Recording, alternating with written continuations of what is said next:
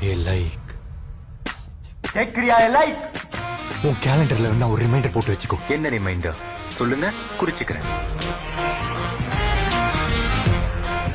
எந்த ஒரு ஆப்பாலையும் ஒரு ஹார்ட்டோட வேலையை செய்ய முடியாதுன்னு இந்த உலகத்துக்கு ப்ரூவ் பண்ணி நீ ஒரு தண்ட ஆப் மொக்க ஆப் நீ எல்லாருக்கும் தெரிய வச்சு உன்னை எல்லாரோட போன்ல இருந்து டெலீட் பண்ண வச்சு நீ குப்பைன்னு சொல்லி உன்னை காரி துப்ப வைக்கலடா.